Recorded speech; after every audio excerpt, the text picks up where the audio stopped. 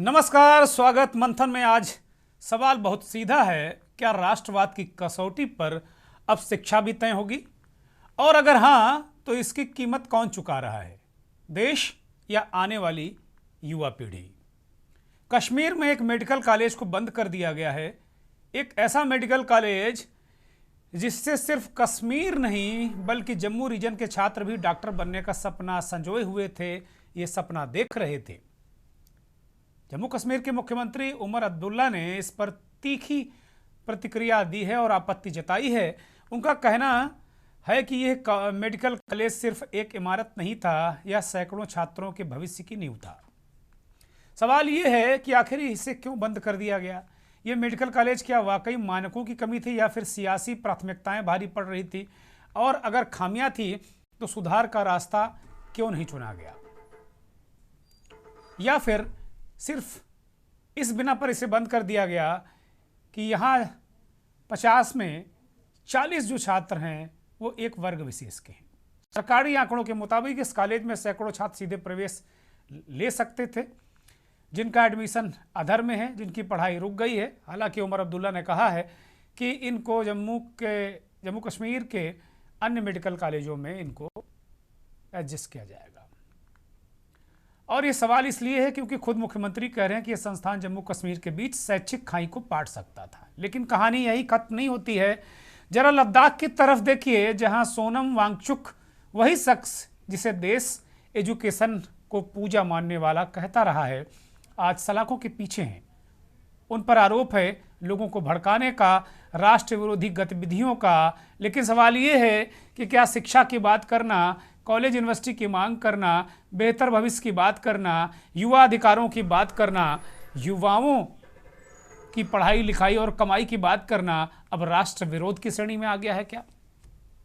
आज जम्मू कश्मीर से लेकर लद्दाख तक एक ही बहस छिड़ी है, राष्ट्रवाद बनाम एजुकेशन।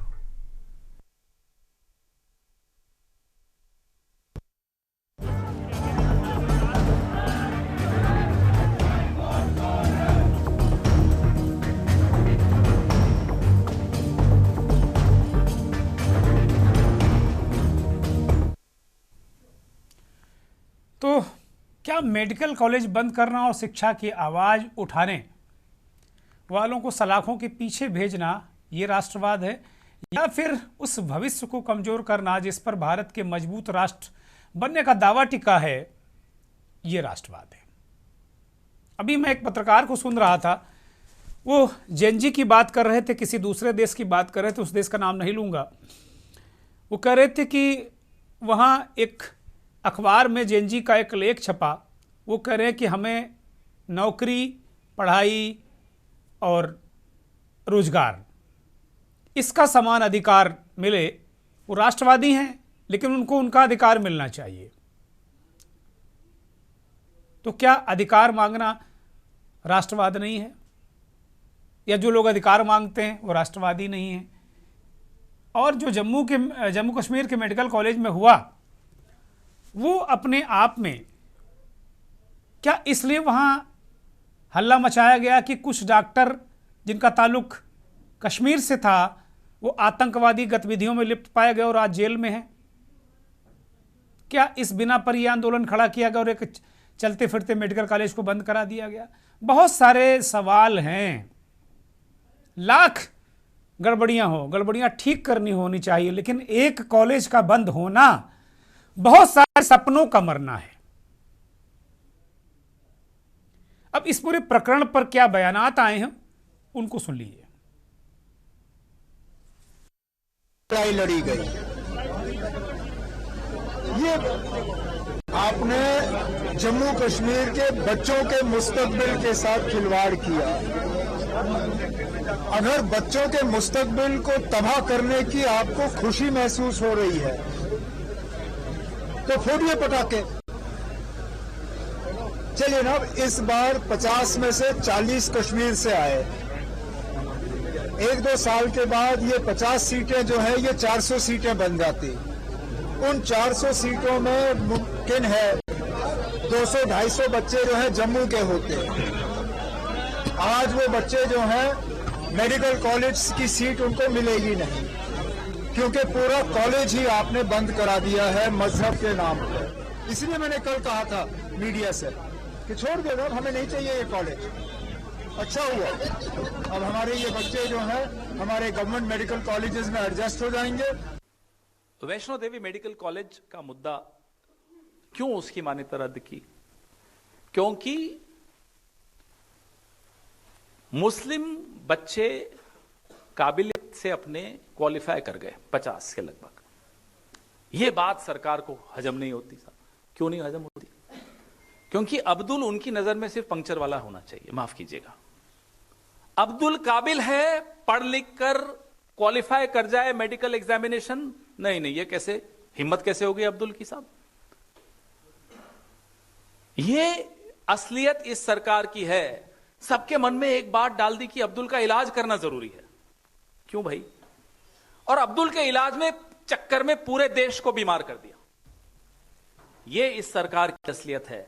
काबिल बच्चे अपनी मेहनत से क्वालिफाई कर रहे हैं, इनको हजम नहीं होता। श्री माता वैष्णो देवी श्राइन बोर्ड द्वारा संचालित जो मेडिकल कॉलेज था, उसकी मान्यता को जो है रद्द कर दिया गया है, उस कॉलेज को बंद कर दिया गया। देखिए, हमारा मानना है कि ये हमारे साथ विश्वासघात है, हमारी धार्मिक आस्था पर बहुत बड़ा कुठाराघात है। देखिए, हम तो सड़कों पर उतरे थे, लगातार आंदोलन कर रहे थे कि इस मामले का कोई हल निकाला जाए, मगर केंद्र ने क्या किया? मामले का हल निकालने की जगह मामले को ही जड़ से उखाड़कर जो है वो बाहर फेंक दिया। यानी सांप भी मार दिया और लाठी को भी जो है वो पूरी तरह से चकनाचूर कर दिया।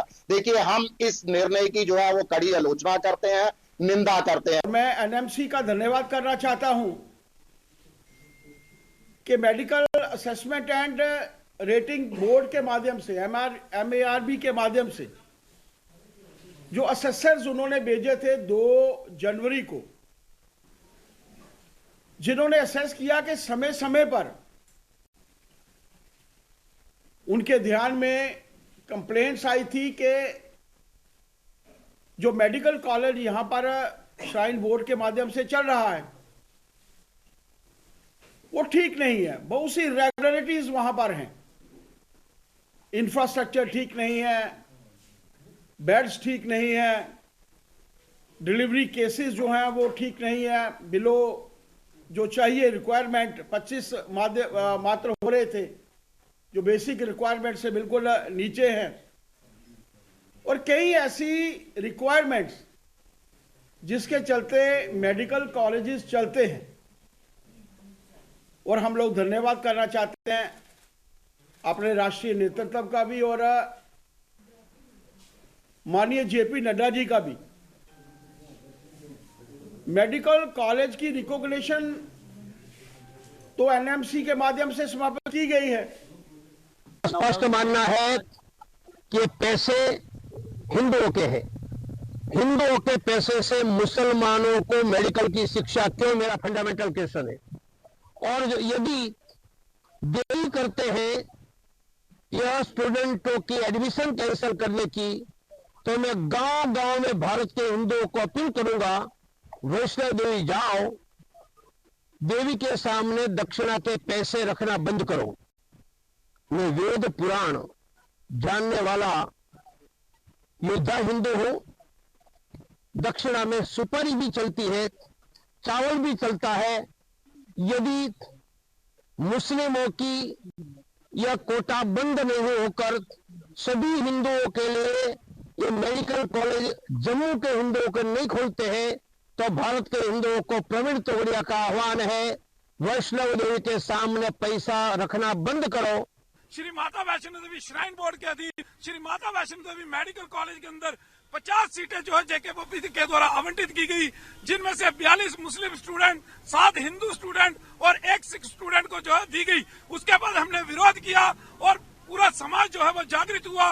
22 तारीख को जो है संघर्ष समिति का गठन हुआ और सभी सड़कों के ऊपर उतरे, चाहे युवा राजपूत सभा हो, चाहे मूवमेंट कल की हो, चाहे संघर्ष समिति हो, हम सभी ने मिलकर ये लड़ाई जो है लड़ी और कल इसकी जीत जो है सामने आई। जो राष्ट्रीय चिकित्सा आयोग है उसने मेडिकल कॉलेज की जो है वो मान्यता रद्द कर दी और बच्चों को दूसरे कॉलेजों में भेजने का जो है वो फरमान जारी किया है। यह जीत बहुत बड़ी है। अब एजुकेशन वर्सेस राष्ट्रवाद, एक तो आज मैं सवाल पूछ रहा हूं कि क्या इस देश में, इस संविधान में, क्या दूसरे मतावलंबियों को पढ़ने लिखने का हक नहीं है क्या? और क्या ये जो माता वैष्णो देवी श्राइन बोर्ड जो मेडिकल कॉलेज चलाता है, इसमें जो एडमिशन 42 मुसलमानों के, एक सिख और 7 हिंदुओं के हुए, तो क्या ये धींगा मुश्ती से हो गए, क्या पैसे देकर हो गए, या फिर नीट का जो स्कोर है उसके आधार पे हुए? और अगर जैसा कि अभी बीजेपी के नेता प्रवक्ता कह रहे थे कि ये मानकों से बहुत बिलो था, तो इसको मान्यता दी ही क्यों गई थी? मान्यता देते वक्त क्या मानक नहीं चेक किए गए थे? और उस वक्त जो टीम MCI की, मेडिकल काउंसिल ऑफ इंडिया की गई थी, क्या उसके जो लोग थे उनको टांग नहीं देना चाहिए, लटका नहीं देना चाहिए उनको कि भाई आपने किस आधार पर मान्यता दे दी? अगर वास्तव में बिलो स्टैंडर्ड, मानकों के विपरीत अगर मेडिकल कॉलेज था, वो आधार अगर मेडिकल कॉलेज की मान्यता निरस्त करने का है तो, और अगर कोई इसमें धार्मिक एंगल है, इसे राष्ट्रवाद का लबादा उड़ाकर अगर कोई बात कही जा रही है, तो मैं नहीं जानता। अब माता वैष्णो देवी श्राइन बोर्ड किसके अंडर में है? राज्यपाल उसके कर्ता धर्ता हैं, वो देखते हैं। बाकायदे ये माता वैष्णो देवी श्राइन बोर्ड एक इंजीनियरिंग यूनिवर्सिटी चलाता है, इंजीनियरिंग कॉलेज चलाता है, मेडिकल कॉलेज चलाता है। अब ऐसा इसमें क्या हो गया कि इतना बड़ा वितंडावाद, इतना बड़ा आंदोलन, संघर्ष समिति, सिर्फ इसलिए कि वहां 43 अल्पसंख्यक वर्ग के लोग पढ़ रहे थे, एक सिख और 42 मुसलमान। जम्मू कश्मीर के मुख्यमंत्री कह रहे हैं कि भाई 400 सीटें होती तो 250 लोग होते उसमें जम्मू के, उनको पढ़ने का मौका मिलता। तो अब इस देश में क्या जाति और धर्म के आधार पर शिक्षा मिलेगी कि भाई मेरी जाति है तो मुझे नहीं मिलेगी, आपका धर्म है तो आपको शिक्षा नहीं मिलेगी? और जम्मू कश्मीर से लेकर लद्दाख तक देखिए तो एक पैटर्न है।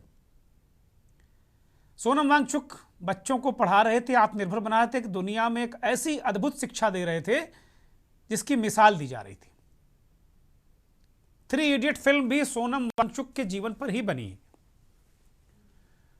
और उन सोनम वांगचुक को मिनटों में यूं ही कह दिया गया कि तो राष्ट्र विरोधी ही है, पता नहीं कितनी धाराएं लगा दी गई। अब उनकी कोई खोज खबर नहीं ले रहा, मीडिया तो बिल्कुल नहीं ले रहा। ये हालत है। एक आंदोलन चल रहा था लद्दाख को मूल अधिकारों का, उस आंदोलन में हिंसा हुई, वहां के पुलिस कमिश्नर ने कहा सोनम वांगचुक ने भड़काया, उन्हें गिरफ्तार किया गया, UAPA लगाया गया, जेल में है। तो इस देश में अगर कोई एजुकेशन की बात करेगा, अधिकारों की बात करेगा, रोजगार की बात करेगा, हक हकूक की बात करेगा, वो जेल में जाएगा, या फिर इस तरीके से जैसे कश्मीर के छात्रों को महरूम कर दिया गया, माफ कीजिएगा, कि वो उनकी शिक्षा अब माता वैष्णो देवी मेडिकल कॉलेज में नहीं हो सकती। मुख्यमंत्री ने कहा कि मुझे उन्हें कहीं एडजस्ट कर देंगे, पढ़ लेंगे, लेकिन एक अपॉर्चुनिटी खो दी गई जो जम्मू कश्मीर को मिली थी।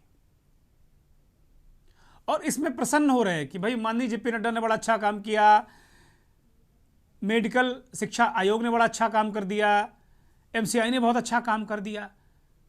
यहां लोग संघर्ष कर रहे हैं कि विद्यालय खोलो, मेडिकल कॉलेज खोलो, ये खोलो, वो खोलो, इसके लिए परेशान है। उत्तर प्रदेश के मुख्यमंत्री जी आए दिन मेडिकल कॉलेज खुलवाते रहते हैं, योगी आदित्यनाथ। उनका संकल्प है कि 75 जिलों में उत्तर प्रदेश में मेडिकल कॉलेज हों, और ये मेडिकल कॉलेज बंद हो गया। अजीब स्थिति है। मैं तो समझ ही नहीं पा रहा हूं कि शिक्षा के बिना कौन सा राष्ट्रवाद हम अचीव कर लेंगे, या अशिक्षित देश का राष्ट्रवाद को समझ पाएगा क्या, या केवल नारे लगाना, धार्मिक नारे लगाना ये राष्ट्रवाद है, पूजा पाठ करना राष्ट्रवाद है?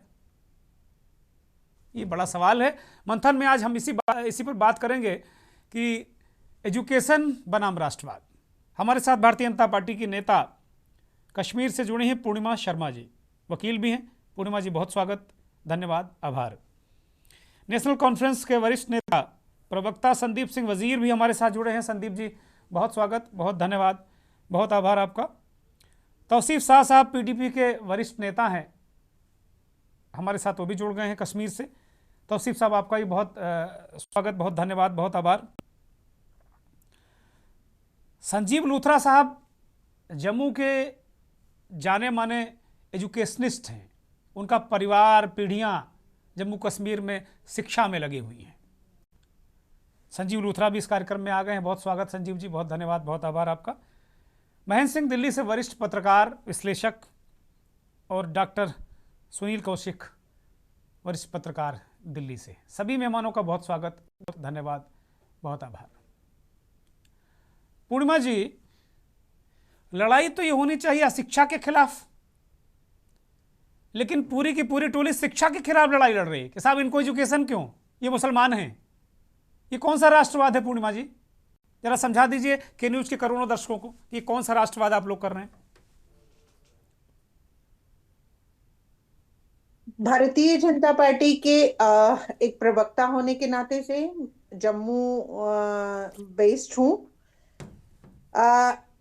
भारतीय जनता पार्टी कभी भी इस पक्ष में नहीं रही है कि राष्ट्रवाद और शिक्षा दोनों को एक साथ जोड़ा जाए, या आतंकवाद और इज्म के ऊपर, सीधा सीधा बोलूंगी, इज्म के ऊपर आके शिक्षा को मेजर करना, ये कभी भारतीय जनता पार्टी ने नहीं सोचा।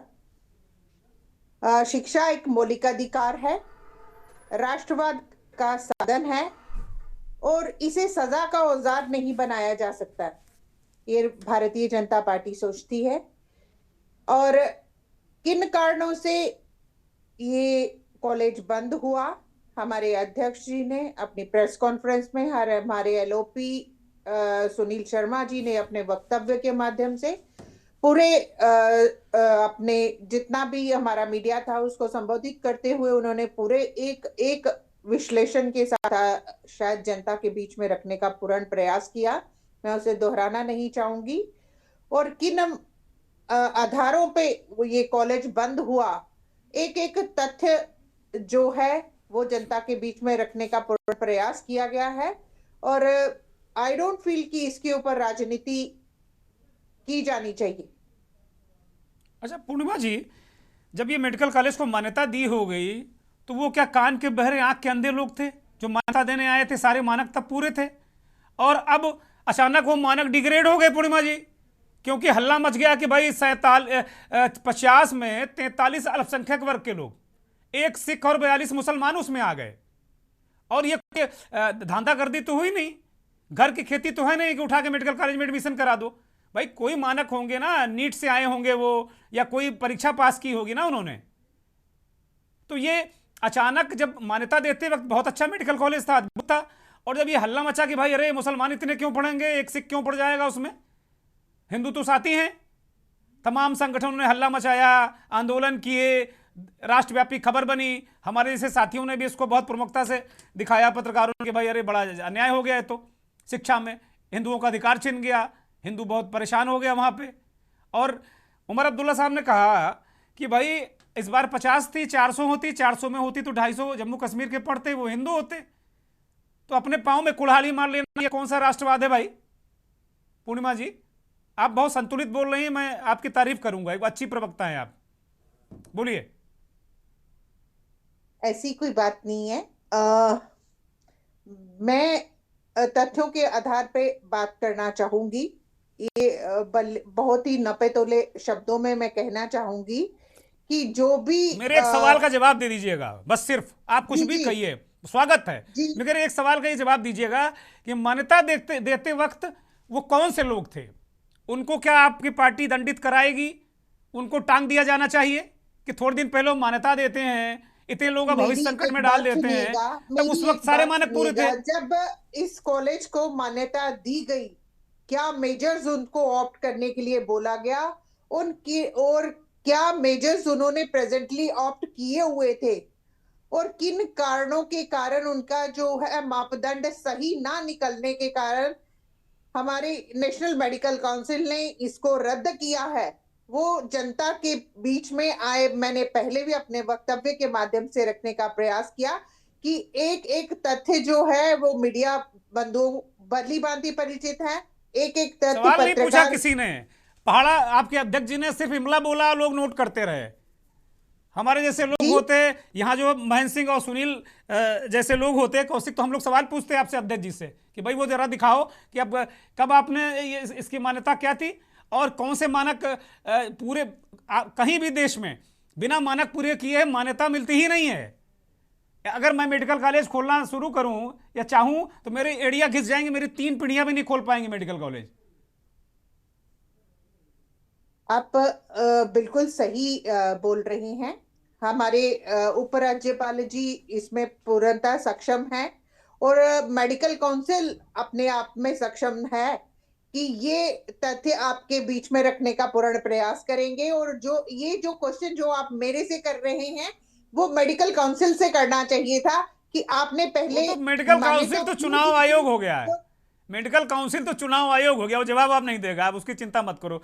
मैं संदीप सिंह, हमारे साथ नेशनल कॉन्फ्रेंस के नेता हैं संदीप सिंह वजीर। संदीप सिंह वजीर, आपके पास आ रहा हूं। संदीप सिंह, ये पूरा मसला है क्या, एंगल क्या है इसमें, और क्या आप लोग पॉलिटिक्स कर रहे हैं, अपीजमेंट की पॉलिटिक्स आप कर रहे हैं, मुसलमानों की हितैषी बनने की कोशिश कर रहे हैं, अल्पसंख्यकों की हितैषी बनने की कोशिश कर रहे हैं, विक्टिम कार्ड खेल रहे हैं आप लोग, आपके मुख्यमंत्री? नमस्कार आपको और आपके सारे हमारे पैनलिस्ट को मेरा नमस्कार। सर, मैं आपको ना शुरू से थोड़ा सा इस जो मसला ये बना है, इस मसले के ऊपर थोड़ी सी रोशनी डालना चाहूंगा। जो स्टार्ट कहां से हुआ था? जी बोलिए। ठीक है, बच्चों की एडमिशन हो गई, वो नीट से क्वालिफाई करके आए, board of professional entrance examination से उनकी काउंसलिंग हुई, उसके बाद उनको कॉलेज अलॉट हो गए, वो तो उनके रैंक के ऊपर हुए। ये मसला तब बना जब बीजेपी के leader of opposition Sunil Sharma साहब एक लेटर लेके पहुंचे हमारे उपराज्यपाल साहब के पास, और उनको जाके उन्होंने कहा कि ये तो बहुत अन्याय हो गया है, माता वैष्णो देवी के नाम से कॉलेज है और श्राइन बोर्ड इसको चला रहा है, और इसमें 50 में से 42 और 43 में कहूंगा अल्पसंख्यक जो बच्चे हैं उनकी एडमिशन हो गई है। तो ये हमें बिल्कुल भी मान्य नहीं है। आप कुछ कीजिए, इनकी या तो एडमिशन को रद्द करवाइए या जो भी बन पड़ता है कीजिए, लेकिन हम इसको बर्दाश्त नहीं करेंगे। ये सबसे पहला जो मुद्दा है वो leader of opposition Sunil Sharma साहब ने किया, बीजेपी के हैं जो। उसके बाद संघर्ष समिति बन गई। संघर्ष समिति ने अब एक सबसे प्राइम मुद्दा उनका यही था कि इन बच्चों को यहां से निकाल दो, और उसके अलावा भी 2-4 उन्होंने छोटे छोटे मुद्दे उसके साथ अटैच किए और एक समिति बना ली। देखिए, मैं आपको एक बात साफ कर देना चाहता हूं कि नेशनल कॉन्फ्रेंस का इससे कुछ लेना देना था नहीं। हमारे लिए तो हिंदू बच्चा क्या और मुस्लिम बच्चा क्या, और जो पढ़ने आ रहा है वो वही सबसे बड़ी बात है कि कम से कम कोई पढ़ने आ रहा है तो ये बहुत बड़ी बात है कि उसको शिक्षा दी जाए। लेकिन इनके लिए ऐसा नहीं है, क्योंकि इनकी जो पूरी की पूरी सियासत है वो कम्युनल डिवाइड पे ही चलती है। तो इसी वजह से उन्होंने इस चीज को ऑप्ट किया और इस चीज को उठा के उन्होंने एक बहुत बड़ा मुद्दा बना दिया जिसका कोई मतलब ही नहीं बनता था। अब बात यहां पे आ गई कि अब क्योंकि कोई और ऐसी वजह तो थी नहीं कि उन बच्चों को निकाल तो सकते नहीं थे, या अगर उनको मूव भी करते किसी और कॉलेज में तो कम से तो शोर मच जाना था कि जी इन्होंने तो ये पूरा सिस्टम ही चेंज कर दिया, कि शोर मचाया किसी ने और गवर्नमेंट झुक गई। तो इन्होंने एक रास्ता निकाला उसमें से ऊपर सारे, क्योंकि देखिए जब प्रेस कॉन्फ्रेंस की बीजेपी के स्टेट प्रेसिडेंट ने तो उन्होंने थैंक्स किया अपनी लीडरशिप को। अब अपनी लीडरशिप को थैंक्स करने का क्या मतलब था? नड्डा जी का धन्यवाद किया, नड्डा जी का जी। अब उनकी लीडरशिप को थैंक्स इसीलिए किया कि जनाब हमने आपको ये बात कही थी और आपने मेडिकल काउंसिल के थ्रू ये वाला मसला जो हमारा हद। अब आप देखिए कैसी एक बात है जहां पे डिफरेंट स्टेट्स लड़ रही हैं कि हमारे यहाँ मेडिकल कॉलेज खोलिए, हमारे यहाँ खोलिए, हमारे बच्चे पढ़ेंगे। यहाँ पे लोग कुछ लोग, मैं सारों की बात नहीं करता, कुछ लोग ऐसे खुश हो रहे हैं जैसे मतलब मेडिकल कॉलेज को बंद करवा के खुश हो रहे हैं। ये उल्टी गंगा बहाई है इन्होंने कि आज लोग अपना कॉलेज ही बंद करवाने के बाद खुश होते जा रहे हैं कि हमने बहुत बड़ा काम कर लिया।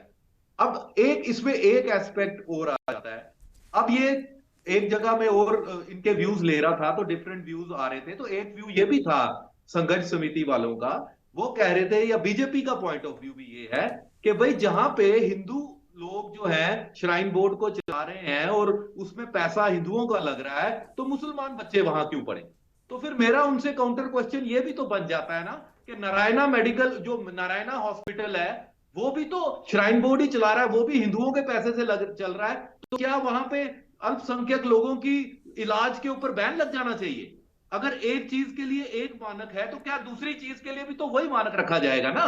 पैमाना बदला तो नहीं जा सकता। तो फिर इनको यह भी करना चाहिए कि मेडिकल उधर हॉस्पिटल के बाहर बोर्ड लगा दे कि नो अल्पसंख्यक should be admitted as a patient, हम यहां पे सिर्फ हिंदुओं का इलाज करेंगे क्योंकि पैसा श्राइन बोर्ड दे रहा है।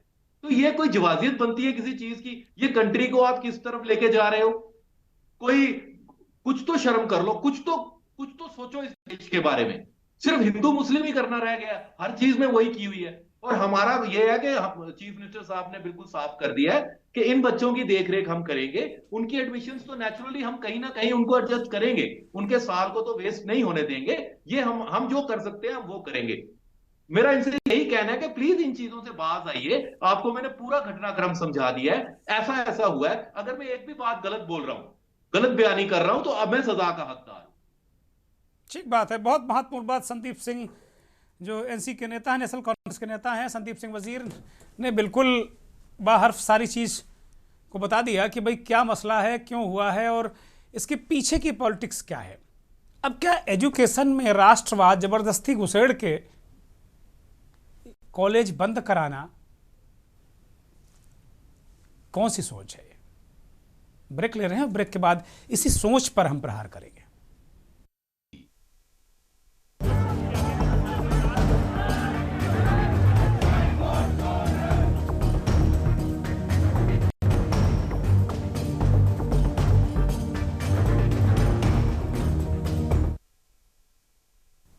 ये तस्वीरें आपने देखी, मेडिकल कॉलेज बंद होने की खुशी में ये लोग नाच रहे हैं। गजब है भाई। यहाँ स्कूल कॉलेज खोलने की बात हो रही है और बंद होने पे लोग डांस कर रहे हैं, नाच रहे हैं, मिठाइयाँ बांट रहे हैं, लड्डू खिला रहे हैं दूसरों को। ये कौन सा माइंडसेट है, कौन सी मानसिकता है जो दी जा रही है? इस देश की जो शिक्षा बुनियादी अधिकार है, शिक्षा बुनियादी चीज़ है। विद्यालय, महाविद्यालय, मेडिकल कॉलेज बंद होने पर ये नृत्य गजब है। हमारे साथ एक पैनल जुड़ा हुआ, इसी पर हम बात कर रहे हैं, राष्ट्रवाद बनाम एजुकेशन। और ये चर्चा हम इसलिए कर रहे हैं क्योंकि कश्मीर में, जम्मू कश्मीर में माता वैष्णो देवी ट्रस्ट संचालित मेडिकल कॉलेज को बिलो मानक, मतलब मानकों के विपरीत बताकर बंद कर दिया गया है। लेकिन विपक्ष जिसकी सरकार है वहाँ पर पीडीपी और जो एनसी नेशनल कॉन्फ्रेंस है उसकी सरकार है, पीडीपी भी विपक्ष में है। नेशनल कॉन्फ्रेंस के नेता उमर अब्दुल्ला साहब ने इस बात को कहा कि ये ठीक बात नहीं है, ये जम्मू कश्मीर रीजन के जो लोग हैं उनके शैक्षिक अधिकारों का सीधे सीधे हनन है। हम इस पर बहुत गंभीर चर्चा कर रहे हैं। हमारे साथ पीडीपी के नेता तौसीफ साहब भी लगातार जुड़े हुए हैं। तौसीफ साहब, आपकी पार्टी इस पूरे प्रकरण को किस नज़रिए से देखती है? ये पॉलिटिक्स हो रही है या राष्ट्रवाद हो रहा है या अपीजमेंट हो रहा है, क्या है? साहब, मैं लाजवाब हूं, जबान में बिल्कुल लफ्ज नहीं आ रहे हैं जी। मैं क्या कहूं जी। ये वो लोग हैं जो बहुत खुश हो रहे हैं कि मेडिकल कॉलेज बंद हो गया। ये वो लोग हैं जो ये कह रहे हैं कि माता का पैसा है जो माता के श्रद्धालुओं से आता है और वो बाकी बच्चों पर क्यों लगे जो हिंदू ना हो। तो आप इनसे इस तरह की बात पूछिए कि जो हिंदुस्तान के बाकी शहरों से जो लोग दुबई में, जो गल्फ में काम करते हैं, मैं ये कहूं कि फिर वो मुसलमानों का पैसा लेके आके यहाँ माता को चढ़ावा चढ़ाते हैं। वो बुद्ध की मंदिर में चढ़ावा तो चढ़ाते ही होंगे ना आपके तनख्वाह के पैसे से, तो यानी वो भी नाराज। तो इन्हें पूछिए कि जिन डॉक्टरों के पास ये यूएस में जाते हैं या गल्फ में जाते हैं, अगर उनमें से कोई डॉक्टर मुसलमान होता है तो क्या उसे इलाज नहीं करवाते? ये इनका ये मानना उस समय होता है कि मौत बेहतर है, मगर मुसलमान, सिख या गैर हिंदू डॉक्टर से इलाज नहीं करवाना। तो मेरी इनसे मैं सिर्फ एक सवाल पूछना चाहता हूं कि ये देखिए, ये आपको समझना पड़ेगा कि ये क्या हो रहा है। ये नहीं चाहते कि जम्मू कश्मीर के बच्चे डॉक्टर्स बने, इंजीनियर्स बने। देखिए, अब इसका दूसरा रिपरकशन भी हो सकता है कि माता वैष्णो देवी के अंडर इंजीनियरिंग कॉलेज भी है, वहां भी मुसलमान, हिंदू, सिख, ईसाई बच्चे पढ़ते हैं, तो यानी दूसरा हिट फिर उसके ऊपर भी आ सकता है। फिर इनकी अपनी यूनिवर्सिटी है। तो मैं आपकी चैनल के माध्यम से इन्हें इतना ही बताऊंगा कि फिर इन्हें वैष्णो देवी एजुकेशनल ट्रस्ट को गौशाला में स्ट्रेट अवे चेंज कर देना चाहिए, क्योंकि ये अपनी कौम को नहीं बचाना चाहते, ये अपनी कौम को बनाना नहीं चाहते। ये एक बहुत पुरानी कहावत है कि जिस कौम में जितनी ज्यादा पढ़ाई लिखे हो वो कौम उतनी आगे चलते हैं। तो अब मैं बीजेपी के जो यहाँ पर प्रवक्ता बैठी हैं, मैं इनसे, हमारी बड़ी बहन जो है ये पूर्णिमा शर्मा जी, मैं इनसे सवाल करता हूं जरा पूर्णिमा शर्मा जी से। पूर्णिमा शर्मा जी, मुझे एक चीज बताइए कि आपके घर में भी बच्चे हैं, क्या आपको लगता है कि आपको अभी बीजेपी छोड़ देनी नहीं चाहिए कि ये जो सियासत हो रही है, ये सियासत ये हो रही है कि जम्मू कश्मीर को हिंदू मुसलमान के नाम पर बांटो? ये सियासत इस वजह से हो रही है कि जम्मू कश्मीर के लोगों को आप महरूम रखो पढ़ाई से, कि ये बीजेपी के पीछे पीछे चले। आप देखिए, आप नारा क्या लगाते हैं? आप नारा लगाते हैं कि यहां मुसलमान बच्चे आए हैं। आप नीट को भी ओवररूल कर देते हैं, आप हिंदुस्तान के सारे एग्जाम को ओवररूल कर देते हैं, आप कॉन्स्टिट्यूशन को ओवररूल कर देते हैं, और उसके बाद आपके जो सुनील शर्मा साहब जो लीडर ऑफ अपोजिशन है, वो दिन में आज प्रेस कॉन्फ्रेंस करके इसकी जवाज़त देते हैं कि हम इसके सपोर्ट में नहीं है। अगर इसकी सपोर्ट में नहीं है तो मुझे बताइए कि वो लेफ्टिनेंट गवर्नर साहब के पास क्या गए थे? घूमने गए थे, दावत खाने गए थे, वो हाथ में चिट्ठी लेकर गए थे कि इन बच्चों को वहां से निकालिए। ये बेशर्मी की हद है। ठीक है। अगर आप, हाँ, तौसीफ साहब पूर्णिमा जी से जवाब दीजिए। पूर्णिमा जी, एक छोटा सा जवाब दे दीजिए तौसीफ साहब। मेरे से पूर्व वक्ता हमारे एनसी के बहुत ही जानकार हमारे संदीप जी ने अपने वक्तव्य के माध्यम से आपके समक्ष रखने का प्रयास किया कि बीजेपी सेकुलर नहीं है, और जो ये कॉलेज बंद करवाया वो बीजेपी ने ही बंद करवाया। अरे इसमें कोई शक है अभी पूर्णिमा जी आपको? मेरी एक बात सुनिएगा, मुझे अपनी बात रखने दीजिएगा। मैंने तो पूरा मौका दिया आपको, और पूरा मौका दिया, अभी भी दे रहा हूं। प्रयास करूंगी और चुपचाप से बैठ के, जैसे मैंने संदीप जी का वक्तव्य सुना, आपका भी सुनूंगी। मुझे ये बोल रहे थे कि मुस्लिम होने के कारण वो कॉलेज बंद करवाया गया। क्या जो नारायणा हॉस्पिटल चलता है उसमें कितने % हमारे अल्पसंख्यक भाई बहन बच्चे हमारे वहां कार्यरत हैं? छोटे से छोटे स्टाफ से लेके डॉक्टर स्टाफ तक, मैनेजमेंट तक, क्या उसमें इन्होंने कभी वर्कआउट किया कि कितने अल्पसंख्यक वहां वर्किंग में हैं? क्या वो श्राइन बोर्ड के अंदर नहीं है? कैसे श्राइन बोर्ड सेकुलर है कि नहीं है? आप किस तथ्य पे बोलने का प्रयास कर रही है? आपकी मेरे से पूर्व वक्ता जो बोल रहे थे उन्होंने अपने ही वक्तव्य से आपके समक्ष रखने का प्रयास किया। इसके अकॉर्डिंग जो यूनिवर्सिटी हमारी श्राइन बोर्ड की चल रही है उसमें कौन से समुदाय का बच्चा वहां पे शिक्षा ग्रहण नहीं कर रहा है? आप बताइएगा। ये अभी वो पूर्णिमा जी वहां से जो वो पैसा लाकर कमाएंगे, कमा के क्या वो माता पे नहीं चढ़ाएंगे? इतना डिफरेंस क्यों ये अपने मन में एक मानसिकता बना के बैठे हुए हैं? नहीं, मौका दिया आप लोगों ने ना, ये हल्ला मचवाया, आंदोलन मचवाया, मौका दिया आपने। ये जो हल्ला मचवाया ना, दुनिया के जो संगठन है, संघर्ष समिति, आप लोगों ने हल्ला मचवाया, सपोर्ट किया। पूर्व सरकारों के रीजन में कश्मीर में रहा, पूर्ण शांति लाने का प्रयास किन्होंने किया? बच्चों के हाथ में, मैडम, जब से बीजेपी आई है जम्मू में, तब से जम्मू में मिलिटेंसी शिफ्ट हुई है। किसने किया? आप भूल रही हैं ये बोलना। एक और हमारी स्पोर्ट्स की टीम हमारी जाती है संतोष ट्रॉफी की, और सारे की सारे प्लेयर्स क्या जम्मू में नपुंसक रहते हैं? कोई प्लेयर वहां पे उसमें नहीं पार्टिसिपेट कर सकता था? क्या कारण था कि सारे का जितने भी प्लेयर्स थे वो सारे कश्मीर से चुने गए? जम्मू से हमारे यही दिक्कत है, यही दिक्कत है। दरअसल जम्मू वर्सेस कश्मीर है, भारत के अंदर ही झगड़ा चल रहा है। ये मतलब ये अब यही मानसिकता है, उधर भी और इधर भी, दोनों तरफ यही मानसिकता काम कर रही है। ये भारतीय जनता पार्टी ना कभी रही है, वो अनसेक्युलर ना कभी रही है। एक हमारा आपने तो नपुंसक तक का इस्तेमाल कर दिया। आपने तो कह दिया कि जम्मू में नपुंसक लोग रहते हैं। ये तो भड़काने वाली बात है, भड़काने वाली बात है। सरकारों के समय में क्या साहब, मैं सवाल एक करना चाहता हूं, अगर आपकी जवाब नहीं देंगे आप सर पटक लो, जवाब नहीं देंगे, पूछ लीजिए। एक सवाल करना चाहता हूं इनसे, मैं इनसे ये पूछना चाहता हूं कि जो यह अभी बता रही थी कि जो यहाँ से बच्चे जो खेलने के लिए गए वो सारे कश्मीर से थे, तो मैं इनसे सवाल करना चाहता हूं कि मैडम मुझे बताइए, जो हमारा सिविल सेक्रेटरीट यहाँ पर है जम्मू एंड कश्मीर में, उसमें जितने भी सीनियर आईएएस ऑफिसर्स हैं वो सारे दिल्ली से आते हैं, वो सारे गैर मुसलमान हैं। तो मैं भी आपसे ये सवाल करूंगी, जो हमारे जम्मू कश्मीर का काडर है, जम्मू कश्मीर में 100 से ज्यादा अपने आईएएस ऑफिसर्स हैं, जो जम्मू कश्मीर। चलिए मैं आप थोड़ा सा चर्चा को आगे बढ़ाता हूँ, ठीक है? तौसीफ साहब और पूर्णिमा जी, आप एग्जाम में पास हो जाइए, तौसीफ साहब में पास हो जाइए, उसके बाद आप हमारे साथ को रिप्रेजेंट कर सके।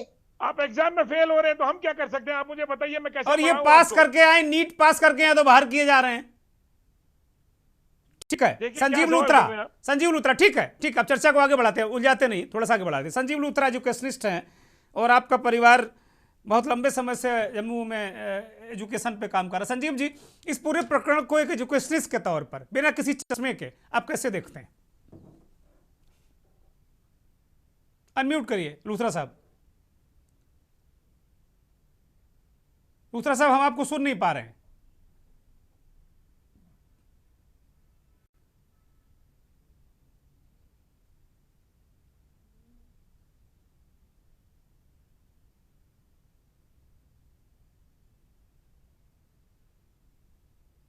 संजीव लूथरा ऑडिबल नहीं है, म्यूट, अनम्यूट करिए संजीव जी।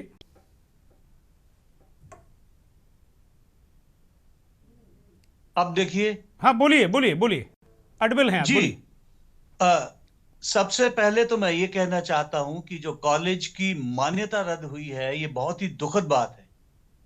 सबसे पहले सवाल ये आता है सरकार पे कि जब थारो इंस्पेक्शंस के बाद इस कॉलेज को मान्यता दी गई, तो बाद में मान्यता रद्द करने का कोई मतलब नहीं होता है। तो एडमिशन पॉलिसी जो धर्म बेस्ड है, ये भी मेरे हिसाब से बहुत गलत बात है। हमें सर्वधर्म को, हमारा सेक्युलर कंट्री है, तो वही पॉलिसी फ्रेम होनी चाहिए जो सेक्युलर सिस्टम से चले। और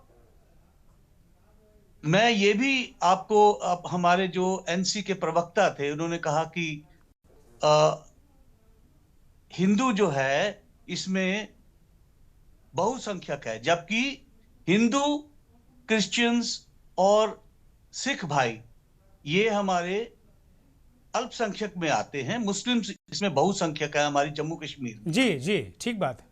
तो मैं यहाँ पे आपको ये बताना चाहता हूं, इसके पीछे सारी साइकोलॉजी समझनी पड़ेगी। साइकोलॉजी ये है कि जम्मू जो खित्ता है, ये पिछले 78-80 साल से कश्मीरी हुक्मरानों द्वारा हमारे जम्मू का शोषण होता रहा है। चाहे वो मेडिकल कॉलेज और इंजीनियरिंग कॉलेज की सीटें हों, चाहे नौकरियों का आवंटन हो, चाहे खेलों में टीम की सिलेक्शन हो, फंड एलोकेशन हो, टूरिज्म हो, या किसी एरिया की जनरल डेवलपमेंट का मसला हो, तो हमारे जम्मू को सौतेला व्यवहार ही मिलता है। तो ये जो मेडिकल कॉलेज में 42 सीटें जो मुस्लिम बच्चों को मिली कश्मीर में, ये इसमें कोई ऐतराज नहीं है, लेकिन ये हमें देखना पड़ेगा इसके पीछे साइकोलॉजी क्या है। इसके पीछे साइकोलॉजी यही है कि जम्मू की जो अल्पसंख्यक जनता है, हिंदू या सिख या क्रिश्चियंस, ईसाई भाई, ये पिछले जो 78 साल से जम्मू का शोषण हो रहा है, ये सारा उसका ही आउटकम। तो मेरे विचार से ये जो अब 1 साल इनको अगर ये कॉलेज की मान्यता रद्द की गई है, तो गवर्नमेंट को इसकी पॉलिसी, इस कॉलेज को अगले साल हम दुआ करते हैं माता रानी से कि इस कॉलेज को दोबारा शुरू किया जाए और इसको, इसके जो बेसिक पॉलिसी है, बेसिक रूल्स एंड रेगुलेशंस है, उसको दोबारा से इंट्रोस्पेक्शन करके इसको रीफ्रेम किया जाए और जम्मू की जो जनता है उनकी भावनाओं को और इच्छाओं को मद्देनजर रखते हुए वो पॉलिसी बनाई जाए, जिससे कि किसी को भी किसी भी धर्म या किसी भी समाज के बच्चों को एडमिशन मिल सके और किसी को इसमें ऐतराज ना हो। ठीक बात है, ठीक बात है। संदीप कुछ कहना चाह रहे हैं, बोलिए संदीप, फिर मैं बाकी दो मेहमान बहुत देर से इंतजार कर रहे हैं, उनके पास जाऊंगा। संदीप। सिर्फ एक पॉइंट मेरा, लुथरा साहब जो बात कर रहे थे उन्होंने अफसोस तो जरूर जाहिर किया कि कॉलेज को बंद कर दिया गया, लेकिन उसके बाद जो इतनी भी उन्होंने वक्तव्य अपना दिया है, वो वक्तव्य जो है वो एक ही तरफ इशारा करता है, उस मानसिकता की तरफ जो मानसिकता हमें डिवाइसिव मानसिकता है। मैं ये इनको कहना चाहूंगा कि आप हर चीज में हिंदू और मुस्लिम, कश्मीर और जम्मू को मत देखिए सर। एक ही मुस्लिम मेजॉरिटी स्टेट है पूरे इंडिया के अंदर, 70% मुस्लिम पॉपुलेशन यहां पे रहती है। अगर 10 कोई पोस्ट निकलती है, उस पोस्ट में अगर 6 बच्चे मुस्लिम होना स्वाभाविक है। जैसे पंजाब के अंदर जैसे सिख पॉपुलेशन है, तो वहां पे अगर कोई 10 पोस्ट निकलती है तो 6 बच्चे सिख होना स्वाभाविक है, एक रेशो के हिसाब से भी। और ऑल इंडिया लेवल पे अगर देखेंगे तो वहां पे आपको हिंदू पॉपुलेशन ही ज्यादा होगी, तो 10 में से 7 जो है वो हिंदू ही बच्चे जो हैं, या कोई और कोई नौकरियां निकलेंगी तो 10 में से 7 वो हिंदुओं को ही मिलेंगी। नेशनल एवरेज की बात है। तो इसलिए आप आके सिर्फ जम्मू के ऊपर अटक जाते हैं। जम्मू और कश्मीर, जम्मू का शोषण हो गया। इनकी नजर में जो शोषण तब हटेगा जब 10 पोस्ट निकलेंगी और 8 जो है वो जम्मू के लोग, या यानी कि जम्मू भी भाई साहब, यहाँ मैं आपको करेक्ट करना चाहता हूँ। ठीक है, लुथरा साहब बोलिए। शोषण नहीं होता तो आज की डेट में सेपरेट जम्मू स्टेट की आवाज पुरजोर तरीके से नहीं उठाई जाती, अगर जम्मू के लोग खुश होते तो। सर फिर मैं जवाब देना चाहता हूँ। बोलिए सेपरेट जम्मू स्टेट की आवाज दिन ब दिन बुलंद होती जा रही है। सुनिए, ये बात वो हो गई है, ये इतनी इनटॉलरेंट बात ये कर रहे हैं कि भाई, क्योंकि यहां पे जम्मू को क्या गिन रहे हैं, 3 डिस्ट्रिक्ट्स को जम्मू गिन रहे हैं, क्योंकि जो हिंदू आबादी है वो सिर्फ 3 डिस्ट्रिक्ट्स में ही सबसे ज्यादा रहती है। तो क्या 3 डिस्ट्रिक्ट की एक स्टेट बनाना चाहते हैं ये? ठीक है, अब मैं थोड़ा सा उधर जा रहा हूं। मैं 2 सेकंड। हाँ, बोलिए तौसीफ साहब, बोलिए जल्दी से बोलिए तौसीफ साहब। जो आप ये कह रहे हैं कि जम्मू के लोग नाराज हैं, वो सेपरेट स्टेट मांग रहे हैं, तो ये आपको थोड़ी क्रोनोलॉजी समझनी पड़ेगी।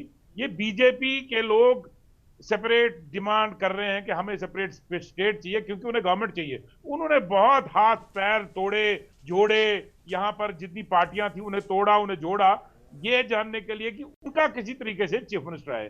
तो वो बिल्कुल फेल हो गए। ये बिल्कुल समझ लिया उन्होंने कि जम्मू कश्मीर में उनका चीफ मिनिस्टर नहीं बन सकता।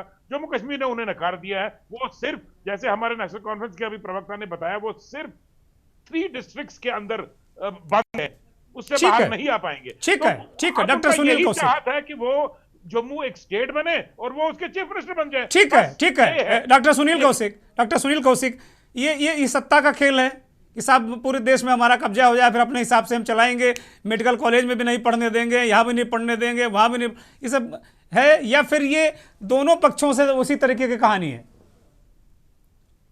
पहले तो ये देखना पड़ेगा कि देश में कितनी यूनिवर्सिटी की मान्यता खत्म हो गई। केवल एक ही पे क्यों रोया जा रहा है? 12 यूनिवर्सिटी की देश में मान्यता खत्म की है, तो केवल जम्मू कश्मीर की यूनिवर्सिटी पे सवाल क्यों खड़े किए जा रहे हैं? क्या जम्मू कश्मीर पे इसलिए खड़े किए जा रहे हैं कि 50 में से 42 मुसलमान हैं? प्रदर्शन नहीं हुआ डॉक्टर साहब, बाकी यूनिवर्सिटीज के लिए प्रदर्शन नहीं हुआ कि बंद करो, इतने मुसलमान हो गए, तो प्रदर्शन हो रहा था ना, इसलिए चर्चा हो रही है। उसका भी रास्ता आप समझिए चौहान साहब। अलीगढ़ यूनिवर्सिटी में क्या होता है? वो अल्पसंख्यक संस्थान है। जम्मू का वो अल्पसंख्यक संस्थान है, घोषित अल्पसंख्यक संस्थान है ना वो। और जम्मू कश्मीर को भी आप बहुसंख्यक घोषित कर दीजिए, माता वैष्णो देवी को लगा दीजिए कि इसमें यही पढ़ेंगे, खत्म। अल्पसंख्यक में क्या आरक्षण नहीं मिलेगा क्या? अभी तक आरक्षण क्यों नहीं दिया गया? जम्मू कश्मीर में अब तक आरक्षण क्यों नहीं दिया गया? इस पर सवाल खड़े नहीं करेंगे तब राष्ट्रवाद कहां चला मौजूदा गया? सरकार को दे देना तब चाहिए, धर्मवाद कहां चला गया? मौजूदा सरकार को दे देना नहीं तो चाहिए नहीं आरक्षण। हुआ ना। जो आपके अभी चैनल पर रो रहे हैं कि इस देश से पैसा लेकर के आ रहे हैं, उस देश से लेकर के पैसा आ रहे हैं। कितनी यूनिवर्सिटी हैं जहां आरक्षण का लाभ नहीं मिला मुसलमानों की? इस पर सवाल खड़े होंगे कि नहीं खड़े होंगे? दूसरी बात, गवर्नमेंट ऑफ इंडिया पैसा दे रही है और अल्पसंख्यक यूनिवर्सिटी हो गई और वहां आरक्षण का लाभ नहीं मिलेगा। क्या ये लोग चंदा करके किसी सरकार ने कोई नियम बनाए होंगे ना, पहले किसी सरकार ने नियम बनाए होंगे। अब आप अल्पसंख्यक का दर्जा बीजेपी की सरकार हटा दे, उसमें क्या दिक्कत? मैं आपके पैनल में यही कहना चाह रहा था। आप ये समझिए, सिर्फ और सिर्फ इस बात का विरोध है कि 50 में से आप बताइए नीट की परीक्षा पास कर ली तो क्या एक ही कॉलेज में सारे लोगों को एडमिशन मिल जाएगा क्या? अरे तो भाई जम्मू कश्मीर का मतलब ये है, जम्मू कश्मीर का जो माता वैष्णो देवी ट्रस्ट है उसको राज्यपाल साहब देखते हैं, वहां एडमिशन की व्यवस्था है। किसी ने कोई जानबूझकर थोड़ी वहां ठेल दिया होगा। चौहान साहब, मैं ये नहीं कह रहा कौन देख रहा है कौन नहीं देख रहा है। मैं तो एक ऐसी सामाजिक बात कर रहा हूं जहां सब पर लागू होनी चाहिए। रूल्स तो रूल है ना। यदि नीट की परीक्षा पास कर मतलब ली, वहां 42 मुसलमान नहीं पढ़ने चाहिए, आपका कहना ये है?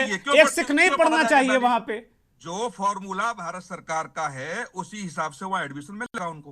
तो भारत सरकार या बाकी लोग क्या अभी पट्टी बांधे हुए थे अभी तक एडमिशन जब तक हो रहा था? अचानक कैसे उनको सपना आ गया भाई? जो आप शुरू से कह रहे हैं, मैं आपकी बात से सहमत हूं कि जिन लोगों ने मान्यता दी, कौन से रूल्स थे, और जिन लोगों ने एडमिशन लिए उनके खिलाफ भी सख्त कार्रवाई होनी चाहिए।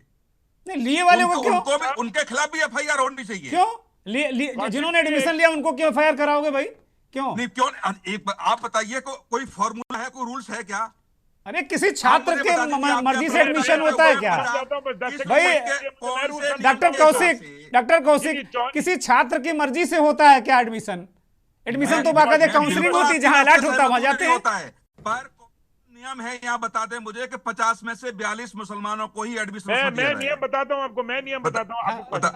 सुन लीजिए। पहले सवाल का जवाब कि वहां पर माता वैष्णो देवी जो मेडिकल कॉलेज है वहां पर माइनॉरिटी या मेजॉरिटी का एक मैं उस पर नहीं गया सर। गलत आप, मैं ये कह रहा हूँ सिर्फ जो भारत सरकार का रूल्स है, भारत सरकार का जो नियम है एडमिशन का, वो उसमें लागू हुआ कि नहीं लागू? ठीक है, अब सवाल है महेंद्र सिंह के पास जाते हैं। ठीक है, बात सुनिए, मेरी बात सुनिए जल्दी से तौसीफ साहब, अब मेरे पास वक्त नहीं है, 2 मिनट है मेरे पास।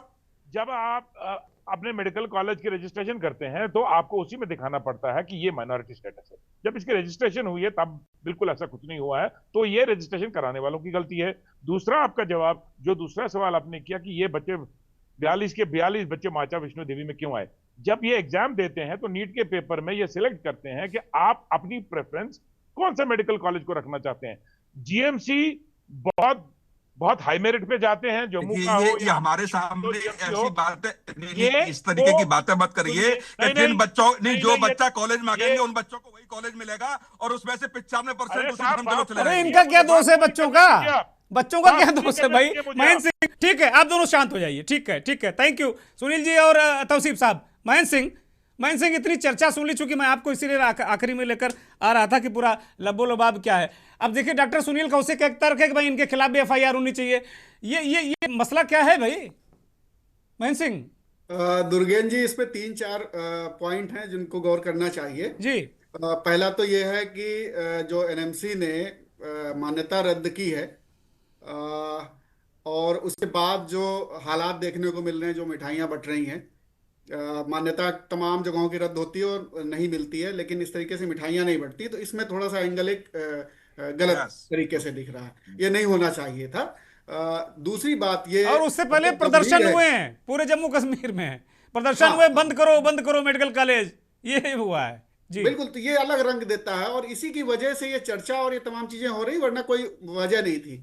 अच्छा, अब दूसरी बात ये कि एक बहुत गंभीर बात है कि जो एनएमसी मान्यता देती है, आप देखिए कि 2000, मैं रिपोर्ट्स पढ़ रहा था, 2023 में 50% देश के मेडिकल कॉलेजेस में उनको मानक पूरे नहीं कर रहे थे जिन्होंने अप्लाई किया था।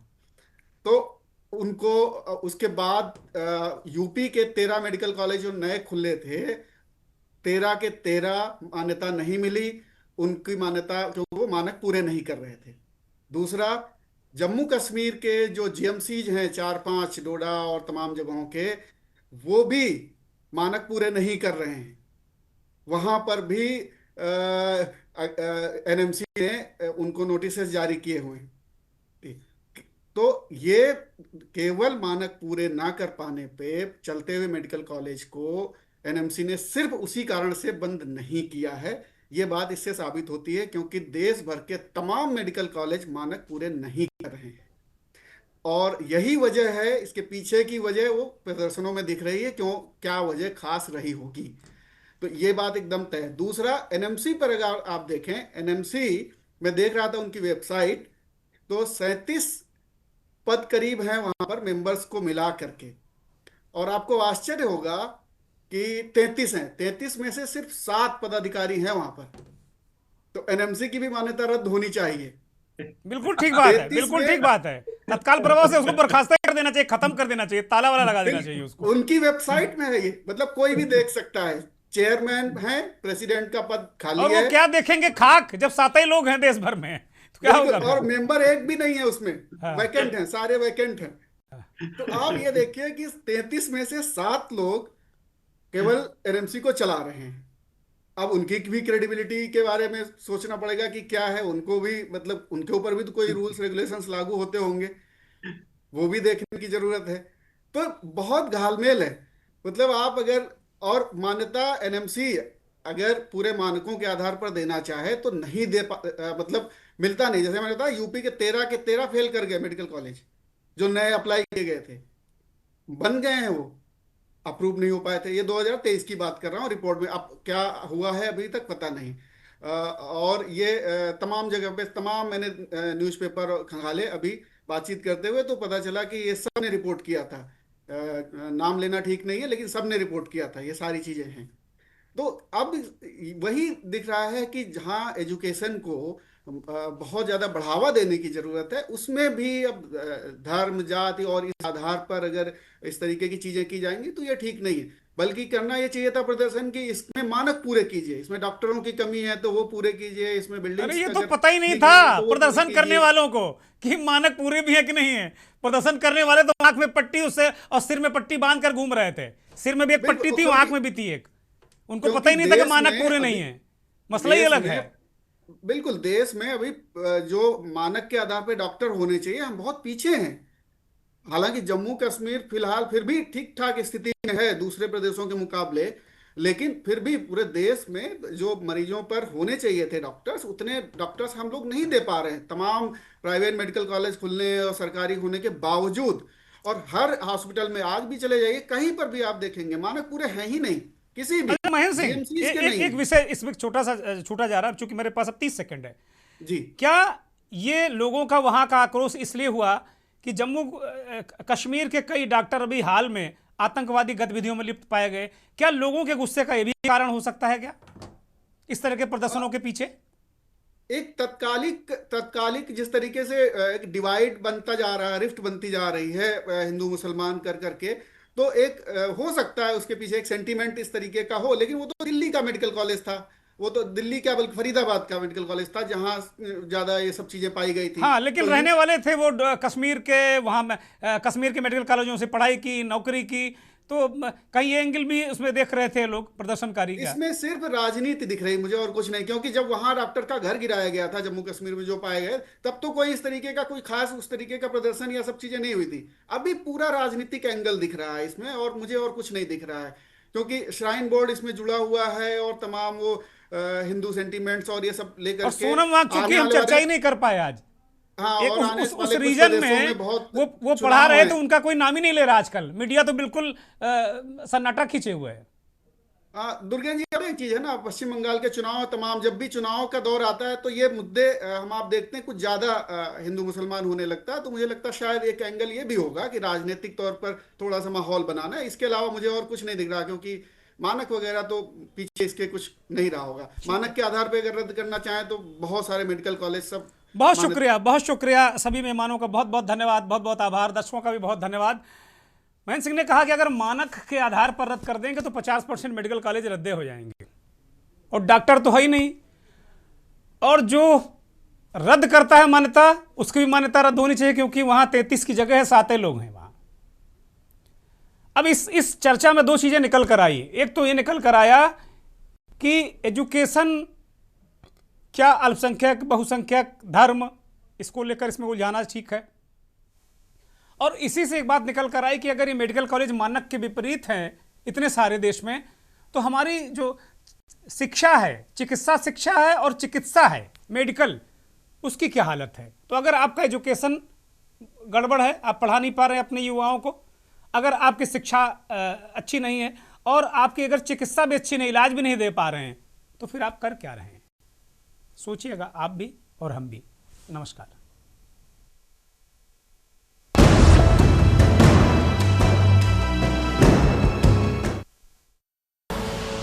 आप देख रहे हैं के न्यूज़, खबरों का